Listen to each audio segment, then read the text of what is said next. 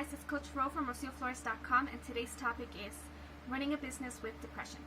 Before I get started, I want to ask you guys to subscribe to my newsletter on my website. That way you can get it each month, and I just share all of the posts that I've done throughout the month, a little bit about what's going on in my life, and I share some information or topics or questions that can help you with getting some personal growth in your life.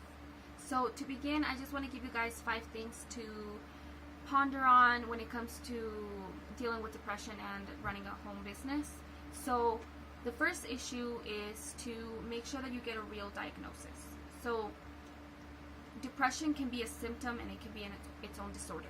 And so it's important that you go and you see a professional who can help you understand what's causing it, or if there's a grander scheme, like if it's part of something bigger, then just it could be its own disorder. So major depressive disorder, there's bipolar disorder, seasonal affective disorder, or it could be a symptom of a different issue.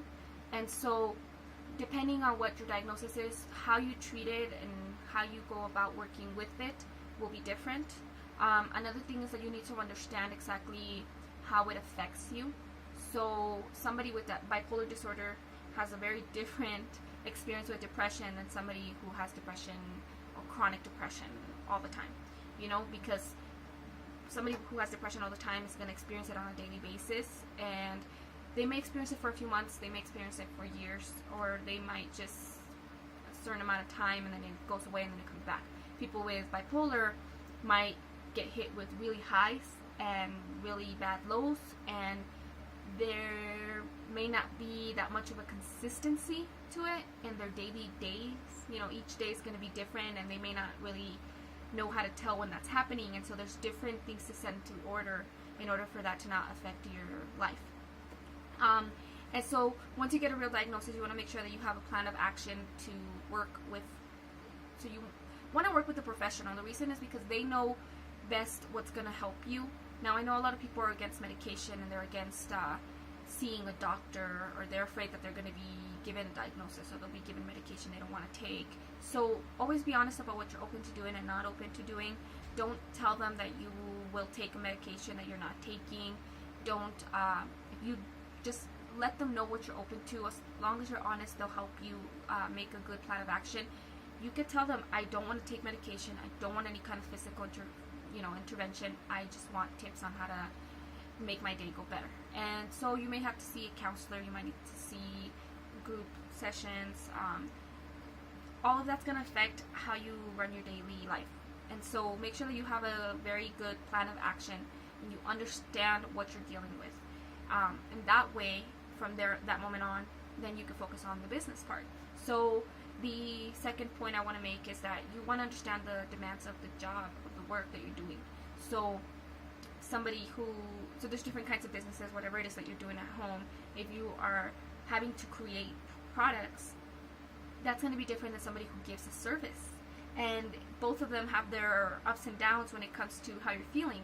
So if you know that you some days just don't have any motivation and it's really hard to get up and get out of bed, how's that going to affect your production? How's that going to affect appointments? How's that going to affect your schedule in general? You need to understand how your business runs already, what it requires of you, how much you can do at any given point before it affects you negatively, how much can you work through and push past, and how much you can't. It's really important to understand that. So if you're in a service industry, how will it affect your customers if you cancel on them because you just can't do the work? How will it affect them if you try to push past it and you try to, come in and be motivating when you don't feel it, So if you know that the symptoms are affecting you in a way that will affect your business, you need to you're going to need to put things in place in order to make sure that doesn't get in the way. The third issue is, part of that is understanding how your symptoms are going to affect your abilities. So with depression, it's not just your mood. A lot of times you get body aches. That's something that I struggle with. And if you're doing physical work, like let's say you're somebody you have your own lawn mowing business, how is that going to affect the work that you do? If you have to create crafts, how's that going to affect the way that how fast you can do the work, how slow you have to do the work, how much detail you can. A lot of the mental parts are the more brain issues are going to be like mental fogginess. There's math associated with doing a business. When you're doing your accounts and you're doing like your budgeting and you're trying to pay things or trying to figure out how much to spend on something, how are you going to do that if your brain's you're kind of all over the place and you just can't focus, right? So make sure that you understand how it affects when it's bad and how you're able to do how your abilities are when it's not that bad, because it's not always horrible every single day. It's worse every single day. Some days you're feeling kind of good. So how are you able to cope on those days? And then the fourth tip to think about is have a contingency plan. So have a plan to fall back on. So 3 things. 1, pre-do as much as you can, so that those days when you know that you're capable of doing the work, do as much as you can ahead of time.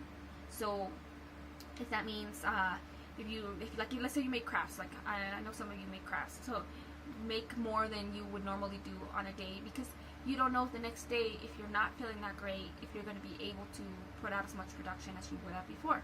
If you put out content, create several pieces of content at one time and then don't schedule yourself to make that much each day.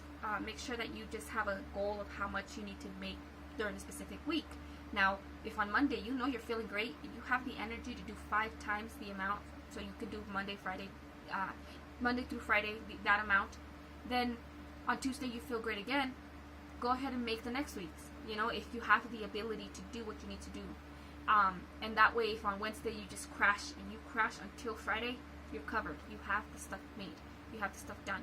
Have a daily method of operation. That means that you know what you do each day. So wake up, turn on the computer, check this, do this, respond to this, do this, write this, look up this.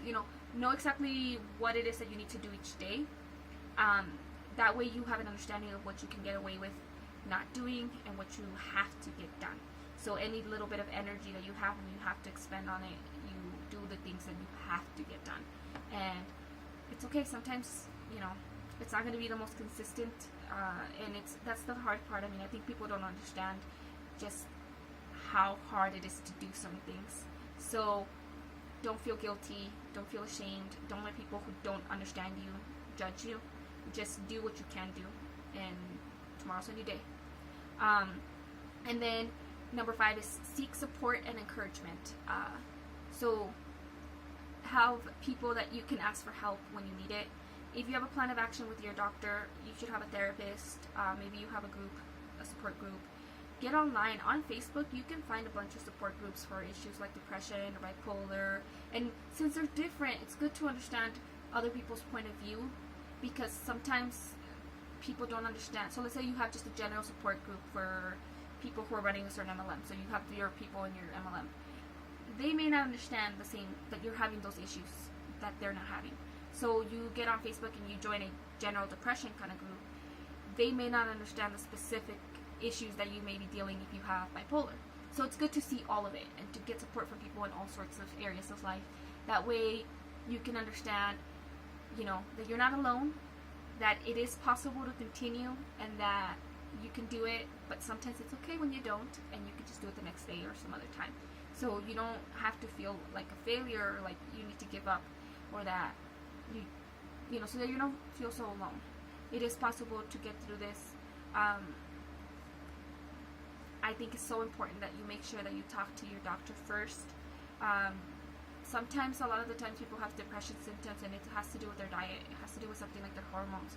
So make sure that you talk to a professional. In the comments below on this for this post, I'm going to share the hotlines for the National Suicide Hotline. I know with depression, sometimes people have certain thoughts that can be kind of scary, and I think it's important to talk to somebody who is trained to talk to you and who can actually help you through it. Please don't feel like you can't talk to somebody.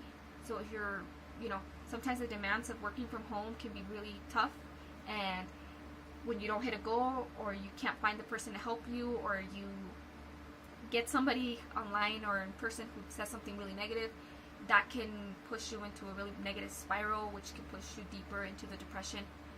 Please seek help.